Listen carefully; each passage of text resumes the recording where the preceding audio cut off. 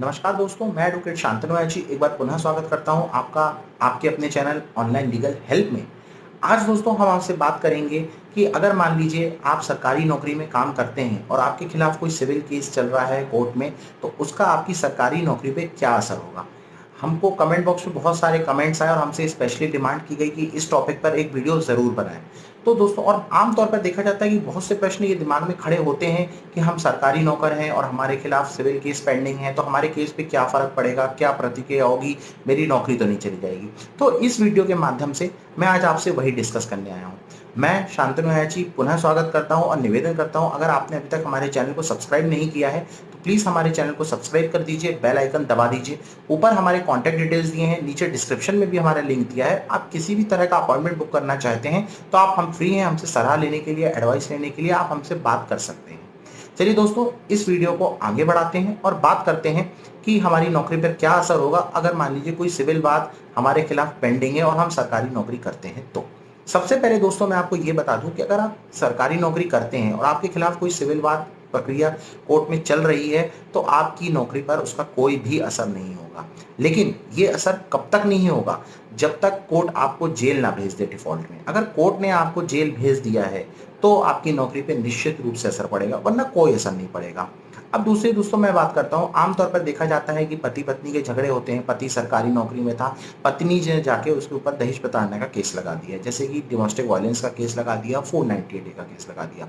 तो दोस्तों निश्चित रूप से ये नॉन अवेलेबल ऑफेंस है, आप जेल जाएंगे ही जाएंगे। ऐसे केस में दोस्तों आपके खिलाफ डिपार्टमेंटल इंक्वायरी भी चलेगी, आपको एक शो कॉज नोटिस मिलेगा। उस शो कॉज नोटिस का आपको प्रॉपर जवाब देना पड़ेगा। इस जवाब देने में अगर आप फेल होते हैं तो आपकी नौकरी भी निश्चित रूप से जाएगी, और अगर आप जेल हो गई है आपको तो नौकरी गई ही गई है आपकी। अगर मान लीजिए उससे आप दोष मुक्त हो जाते हैं तो आप उस दोष मुक्ति का ऑर्डर अपने ऑफिस में उसको लगा सकते हैं और दोबारा निवेदन कर सकते हैं अपनी नौकरी पाने के लिए, और ऐसे केस में डिपार्टमेंट संतुष्ट होकर आपको दोबारा नौकरी दे भी सकता है। तीसरी दोस्तों, अगर मान लीजिए आप दोष सिद्ध हो गए हैं और उसको आप बेल पे बाहर आ गए हैं, लेकिन या फिर उस केस को आपने नहीं लड़ा है, उसकी आपने अपील नहीं की, तो आपकी नौकरी सीधी जाएगी, आप टर्मिनेट हो जाएंगे, आपकी नौकरी वहीं पर खत्म हो जाएगी। अब मान लीजिए पत्नी को आपने किसी तरीके से मारा, दहेज मांगा, मार पीट रहे हैं, गाली गलौज कर रहे हैं, तो आपके खिलाफ एफआईआर होगी।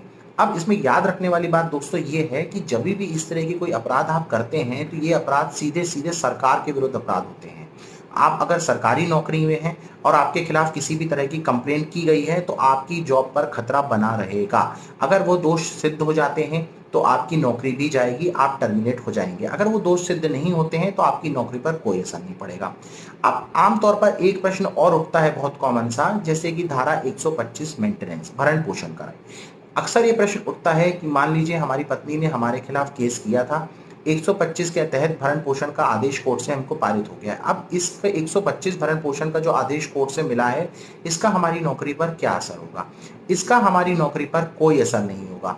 लेकिन हाँ दोस्तों, अगर मान लीजिए आपने उनको भरण पोषण देने से मना किया है या आप भरण पोषण नहीं देते हैं, तो आपको कोर्ट जेल भेज सकता है। लेकिन ये एक सिविल अपराध है, इससे आपकी नौकरी पर इसलिए असर नहीं पड़ेगा क्योंकि आप पेमेंट कर देंगे तो आप बाहर भी आ सकते हैं, लेकिन डिपार्टमेंट इंक्वायरी के तहत आपके ऊपर डीई जरूर। मान लीजिए अगर छोटे मोटे अपराधों की कंप्लेन आपके खिलाफ होती है या एफआईआर होती है, जैसे कि पानी या बिजली की चोरी या किसी तरह का ट्रैफिक रूल्स का आपने उल्लंघन कर दिया है, कोई ट्रैफिक रूल आपने तोड़ दिया है, या म्यूचुअल कंसेंट डिवोर्स का केस आपके खिलाफ कोर्ट में पेंडिंग है, तो इसमें दोस्तों आप जेल नहीं जाएंगे क्योंकि ये एक सिविल अपराध है, छोटे मोटे अपराधों की श्रेणी में आता है।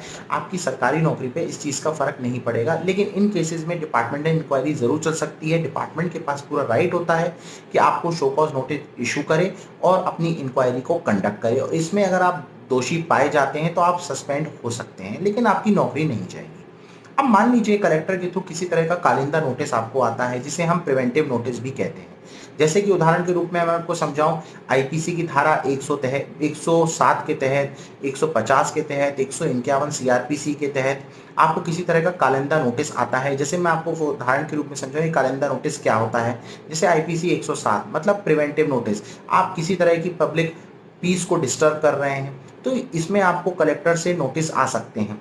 ये एक छोटे लेवल के अपराध होते हैं, इसमें आपकी नौकरी पे इतना ज़्यादा खतरा नहीं होता है, लेकिन आप सस्पेंड बिल्कुल हो सकते हैं, आपको department show cause notice issue कर सकता है, आपके खिलाफ डिपार्टमेंटल इंक्वायरी भी चलती है।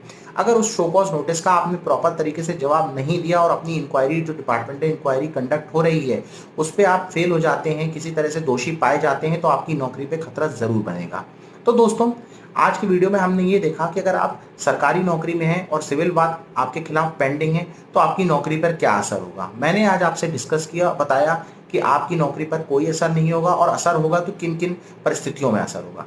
कैसा लगा आपको दोस्तों हमारा ये वीडियो? आप कमेंट बॉक्स में जाकर कमेंट ज़रूर करिएगा और पुनः निवेदन है मेरा आपसे, एक बार अगर हमारे चैनल को सब्सक्राइब करना ना भूलिएगा।